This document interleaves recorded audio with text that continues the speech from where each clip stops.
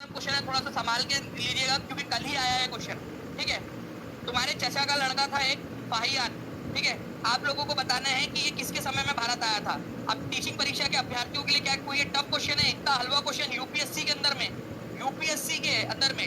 ठीक है, कलेक्टर बनते हो, आईएएस ऑफिसर बनते हो आप लोग इससे। और ये देखिए आप लोग, एक क्वेश्चन आया था, बताइए जल्दी से इसका आंसर क्या होने वाला है। अगर मैं पर्टिकुलरली इस क्वेश्चन की बात करूं फ्रेंड्स आप लोगों से, ठीक है, तो फाहियान जो चीनी ट्रेवलर था, चीनी यात्री था, ठीक है, ये किसके समय में भारत में आया था? फाहियान पहला चीनी यात्री चंद्रगुप्त द्वितीय के समय में आया था। आंसर इसका ऑप्शन नंबर बी हो जाएगा, चंद्रगुप्त द्वितीय। चंद्रगुप्त द्वितीय को ही चंद्रगुप्त विक्रमादित्य भी कहा जाता है, विक्रम आदित्य भी कहा जाता है, ये याद रखना आप लोगों ने, चंद्रगुप्त विक्रमादित्य। ओके, तो ये एक इंपॉर्टेंट क्वेश्चन। ठीक है, अभी आप लोगों ने इससे भी हाई लेवल का क्वेश्चन थोड़ी देर पहले देखा। आप लोग देखिए कि बीपीएससी के अंदर में आप लोगों ने इसका उल्टा, ये देखिए ये क्वेश्चन देखा आपने, फाहियान किसके समय में आया था? चंद्रगुप्त दो के समय में। ठीक है, और आप देखिए ये क्वेश्चन आया था 2023 में बीपीएससी में, और इसी से मिलता जुलता क्वेश्चन देखिए आप लोग यहाँ पर में आ गया आप लोगों का कल ही, बस कल। ठीक है, पिछले दिन ये क्वेश्चन आया एग्जाम के अंदर में। तो आप खुद देख सकते हो कि आप लोग किस तरीके से एग्जाम स्पेसिफिक क्वेश्चन जो है उनके आंसर्स लगा पाए हो। तो अब जो है फ्रेंड्स आप लोगों का मोटिवेशन बढ़ते रहना चाहिए। ठीक है, ताकि आप लोग जो है मोटिवेशन के साथ में आगे की पढ़ाई अच्छे से कर सके। और नेक्स्ट क्वेश्चन की तरफ में आगे बढ़ते हैं हम लोग फ्रेंड्स। आप लोगों के मैं एक जो है हाई लेवल क्वेश्चन आप लोगों को और करवाना चाहता हूँ, और मैं चाहूंगा कि कोई भी बच्चा इस पर्टिकुलर क्वेश्चन को, ठीक है, हल्के में ना ले। ठीक है, इसको सीरियसली लेना। ये जो क्वेश्चन मैं अभी बता रहा हूँ आप लोगों को, बहुत ही ज्यादा इंपॉर्टेंट क्वेश्चन है। ओके, नाउ अब देखिए थोड़ा सा जो है फ्रेंड्स बड़ा क्वेश्चन है।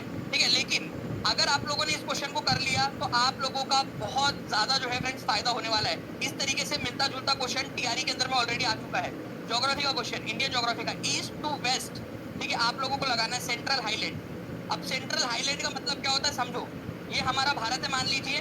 ठीक है, ये मध्य भारत के अंदर में, ठीक है, जो छोटे छोटे पठार है, ठीक है, मालवा का पठार, ठीक है, बागेलगढ़ बुंदेलखंड का, छोटा नागपुर का पठार, तो वो वाली जो चीजें है ना आप लोगों को लगानी है कहाँ से? ईस्ट से वेस्ट की तरफ जाते हुए।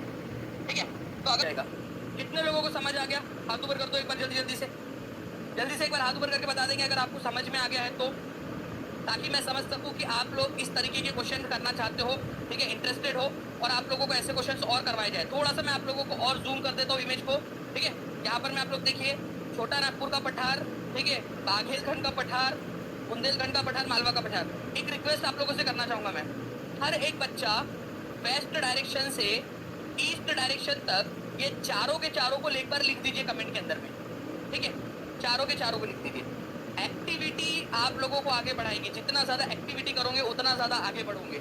ओके, तो आप लोगों को यहाँ पर में क्या करना है फ्रेंड्स? ठीक है, मालवा का पठार, ठीक है, बुंदेलखंड का पठार, बाघेलखंड का पठार, छोटा नागपुर का, ये लिख दो एक बार, ताकि आपको हमेशा के लिए याद हो जाए। और ये केंद्रीय उच्च भूमि वाले क्वेश्चन अक्सर पूछे जाते हैं आप लोगों से। ठीक है, चलिए नाउ फ्रेंड्स नेक्स्ट क्वेश्चन की तरफ में आगे बढ़े हम लोग हमारे।